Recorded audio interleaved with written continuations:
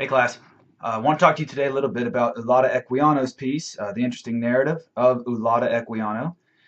It's got a long name. They included in there that it was interesting, just in case you didn't think it was, they put that in the title. But this is actually a really interesting piece. To me, it's something I've taught several times in a lot of different contexts. I've taught it in a American literature class, as he did come to America at one point. I've taught it in a British literature class, and it has also fit into many of the African or Black literature courses as well, because he's really all of those things. But himself, he decided that London was his place, and he really liked to be in Great Britain. Now, the piece was written during what would have been probably one of the darkest ages, I suppose, in British time, because it's when the slave trade was at its peak. And we hear a lot that there were lots of different pieces of slavery throughout time, obviously in Egypt, and a lot of indentured servitude, and in North America, specifically the United States. But what a lot of people don't realize is that this was a business. And with slavery as a business, it was very difficult for people to find a way out. And I don't mean that simply by the slaves themselves, but any abolitionists who wanted to make movement to end the slave trade had a very hard time because it was so ingrained in our culture. Now, this is not something that I like to compare to anything in modern day, but if I was to at least make an attempt, I would probably compare it to the big oil companies, because with gasoline, that's something that's ingrained in our culture. We've got everything we do revolves around gasoline. If we got rid of all the gasoline, as they were trying to do with the abolitionists, if we were starting an abolitionist movement toward gasoline, what we'd have to do is stop driving. We would have to stop having things delivered. We couldn't take flights anywhere, and so on and so forth. Just imagine what would happen if we tried to abolish gasoline. And again, it's so ingrained in our culture, and that's how slavery was. They were anything cotton, anything that had sugar in it was gone. Okay, so how many of you right now aren't wearing cotton and haven't had any sugar today? So that's a fair question. It was ingrained in their society, and it was very difficult for any abolitionist to really have a very strong effect. But that's what Equiano was trying to do with his book. It was a huge book, very popular, especially in London area.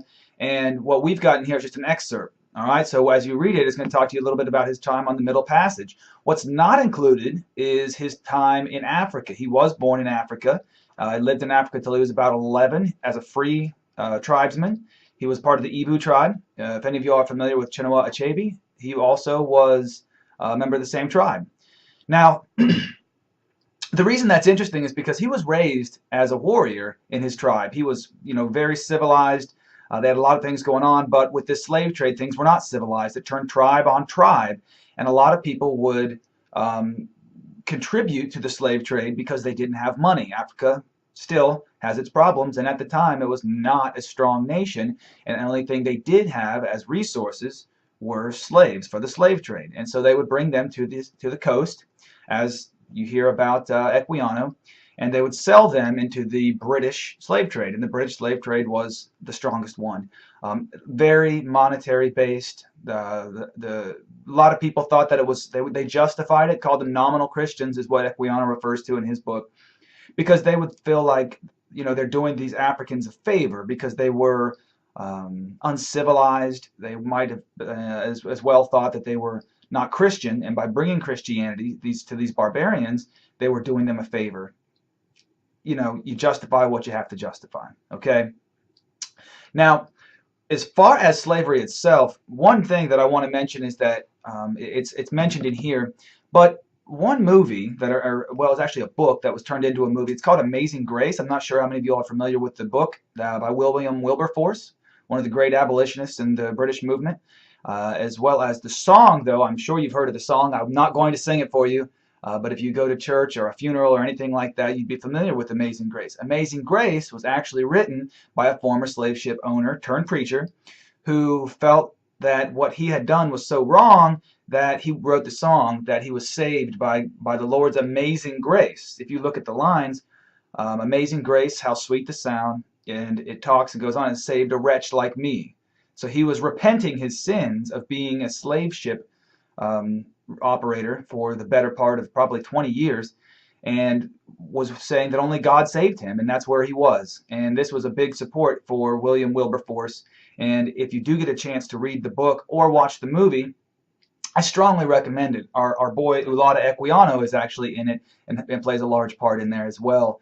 But it shows it. And so slave trade was abolished by about the early 1800s. It was officially in law that it was to be gone. All right.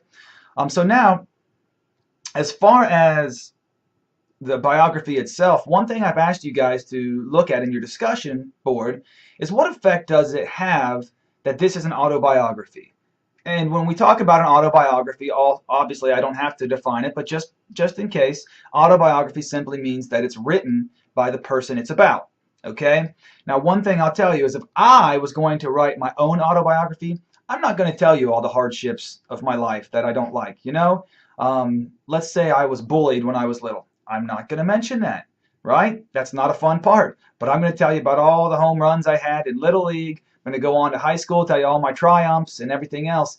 And I'm going to gloss over the ugly stuff. At least that's the assumption. Something similar might be with Lance Armstrong's autobiography. He never mentioned much about the doping because it was an autobiography. Not a pretty part of his past, of course.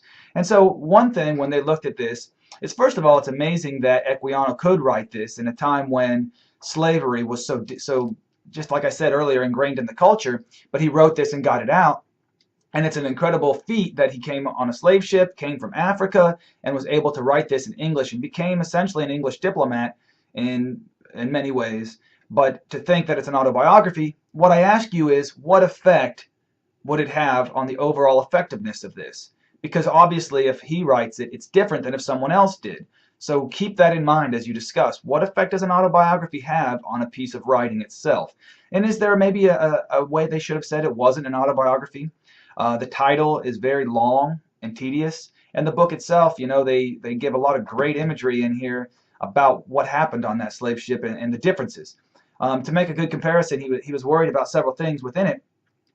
He was worried that there was magic on the ship, right? When they stopped the ship at port, he thought it was magical because he'd never seen that before. He didn't understand the people that were capturing him. He'd never seen Europeans before. He was worried about their loose hair and their red skin, and to him it was very foreign, and he didn't know how they were treating him. He even mentions at one point he's afraid they might eat him. Okay?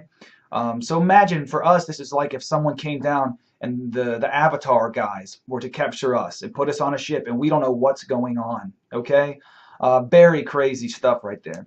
And so with all this writing, I want you guys to take a deeper look at, first of all, the autobiography, but just the impact that this piece had, to think that it has influenced so many cultures, to be in an American literature class, a British literature class, as well as an African American studies class or a black literature class, okay?